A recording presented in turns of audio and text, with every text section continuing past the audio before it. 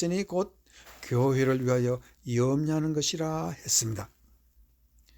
교회는 그들을 외면했습니다. 로마 군인들에게 바울이 두들기를 맞기도 했지만 때로는 자기가 로마 사람이라는 것을, 시민이라는 것을 말하면서 로마 군인들도 감히 그를 함부로 대하거나 매를 때리지 못했습니다. 그러나 유대인들은 그를 심히 때렸습니다. 왜 그렇습니까? 그는 한 가지 교회 때문에 그렇게 맞았다라고 말을 하고 있습니다. 그 말은 바울은 비록 어리석게 살아도 교회는 자랑스럽게 만들고 싶은 갈망 때문입니다. 이것이 그리스도의 약점입니다. 그는 비록 십자가의 수치를 당하며 발가벗은 몸으로 남들에게 욕을 받고 침을 받아도 그는 견디었습니다. 그 이유는 하나입니다. 그리스도의 비록 어리석어도 그는 어리석지만 그를 믿는 자에게는 하나님의 지혜로 영생의 복을 주시려 하는 것입니다. 십자가를 깨닫기가 참으로 어려운 것은 하나님의 약점을 깨닫기가 어렵다는 것입니다. 많은 사람들이 그렇게 얘기합니다. 그와 나가 무슨 상관이 있어 내 대신 내 죄를 지고 죽었단 말인가. 상상할 수 없는 하나님의 약점입니다. 그러나 이것을 믿는 자에게는 하늘나라까지 갈 때까지 그리스도의 약점인 십자가를 지고 이 세상도 이기고 천국문에 닿을 때까지 하나님은 우리와 동행하시고 복을 주시는 것입니다. 오늘 이와 같은 축복이 여러분의 있기를 주의 이름으로 축원합니다. 두 번째 우리가 생각해야 될 것은 이 그리스도는 사람의 슬픔으로 오셨다라는 말씀입니다. 이사야 53장 4, 5절에는 다음과 같은 말씀이 있습니다. 그는 실로 우리의 질고를 지고 우리의 슬픔을 당하였거늘 우리는 생각하기를 그는 징벌을 받아 하나님께 맞으며 고난을 당한다 하였노라. 그가 찔림은 우리의 허물 때문이요 그가 상함은 우리의 죄악 때문이라. 그가 징계를 받으므로 우리는 평화를 누리고 그가 채찍에 맞으면 우리는 나음을 받았도다. 사람들은 이 땅에서 슬픔을 이해하기가 참으로 어렵습니다. 우리는 고통을 받을 때 혼자 받는다고 버림받은 사람이라고 생각합니다. 우리는 어떤 슬픔을 당해도 홀로 받는 것이 절대 아니라는 것을 성경은 말하고 있고 우리는 버림받은 존재도 아니라는 것은 성경은 말하고 있습니다.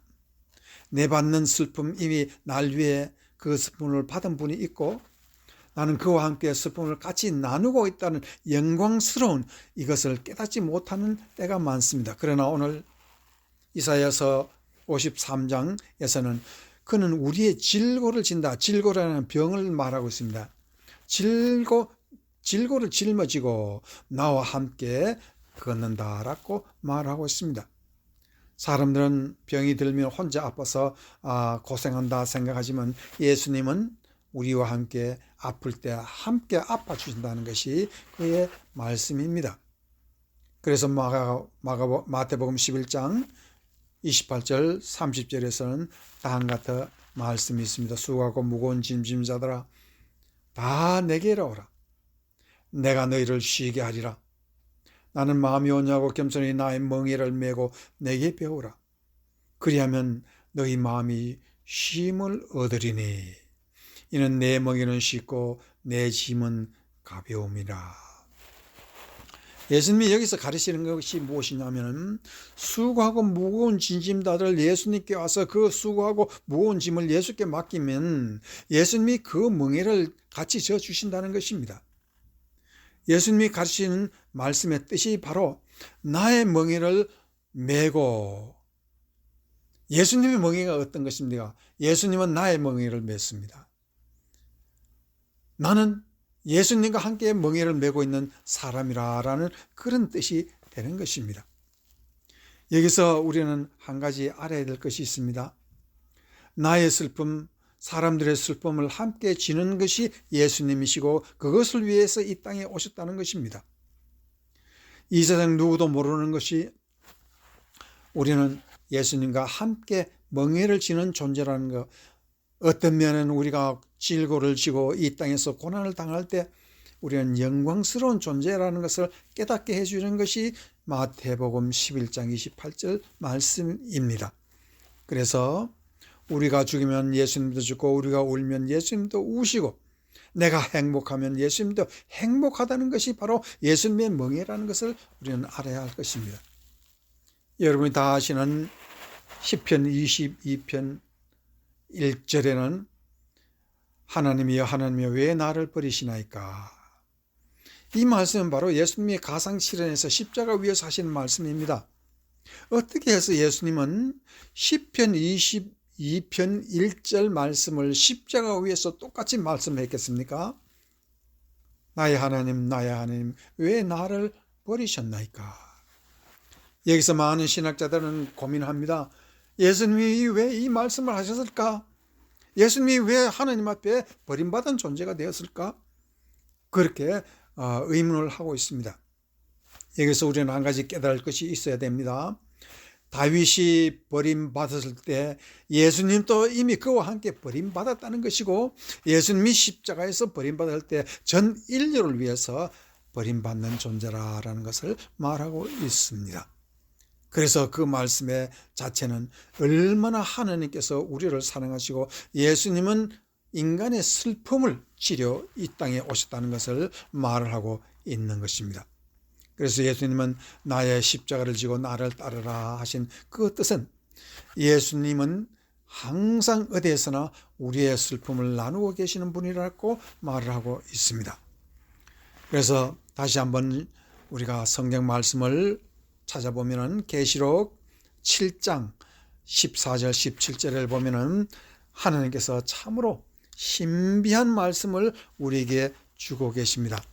이 계시록 7장 말씀은 14절 내가 말하기를 내 주여 당신이 아시나이다 하니 그가 나에게 이르되 이는 큰 환난에서 나오는 자들인데 어린 양의 피에 그 옷을 씻어 희게 하였느니라 라고 말하고 있습니다. 이 14절 말씀을 중심으로 해서 그 반응이 어떠냐 하면 15절 말씀에는 옷을 희게 한 사람들에 대해서 예수님께서는 어떤 일을 하시는가를 15절에 기록되어 있습니다. 그러므로 그들이 하나님의 보좌 앞에 있고 또 그의 성전에서 밤낮 하나님을 섬김에 보좌에 앉으시니가 그들을 위해 장막을 치리니, 첫 번째 옷을 희게 한 사람들을 위해서 예수 그리스도께서 그들을 위해서 장막을 치신다. 초막을 지으시고 그들과 함께 살려고 하신다.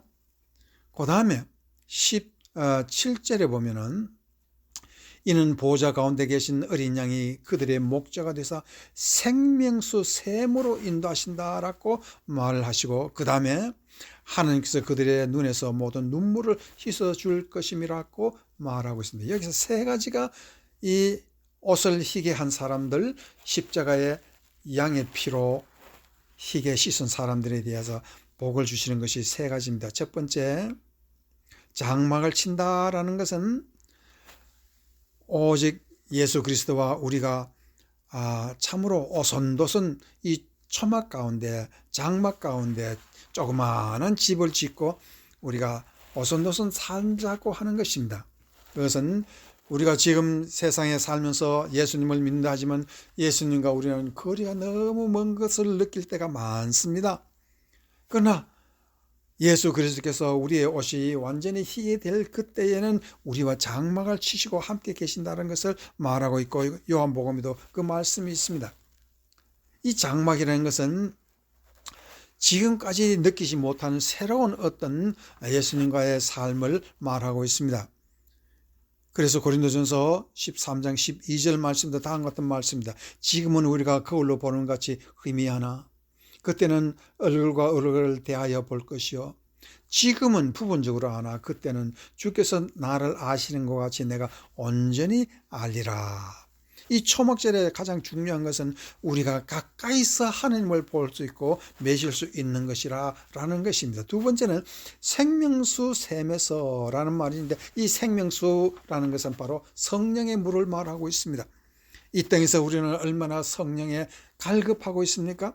기도를 해도 들어지지 않은 것 같고 우리가 고통을 당해도 성령님께서 우리를 위로해 주지 않을 것 같은데, 우리가 예수 그리스도의 피로 완전히 씻음을 받을 그 날에는 우리 하나님께서 우리의 성령의 목마름을 아시고 성령을 엄청나게 우리의 마음대로 마실 수 있는 성령의 샘으로 인도하신다라고 말하고, 마지막으로 우리의 눈물을 닦아주신다고 말하시는 것은 우리의 이 땅에서 서름 다 풀지 못하는 서름, 저 하늘 가서 예수님께서 모든 것을 다 풀어주신다라고 말하고 있습니다. 그러므로 우리는 이 땅에서 어떻게 살아야 되겠습니까? 우리는 외롭게 버림받은 자들이 아닙니다. 서러운 세상에서 영광의 그리스도가 나의 죄와 슬픔 나누시는 분임을 믿으면 우리에게 감사와 기쁨과 찬양을 할 수 있는 여러분이 되도록 하나님께서는 성령으로 축복해 주실 것입니다. 이와 같이 하나님은 예수 그리스도를 이 땅에서 보내실 때 그는 하나님의 약점을 가지고 그것을 가지고 오셨고 인간의 슬픔을 찌러 이 땅에 오셨습니다. 이제 이 그리스도를 맞이해서 이 땅에서와 또한 저 하늘나라에서도 축복과 영광과 행복과 귀한 위로를 받는 여러분이 되시기를 주의 이름으로 축원합니다. 아멘.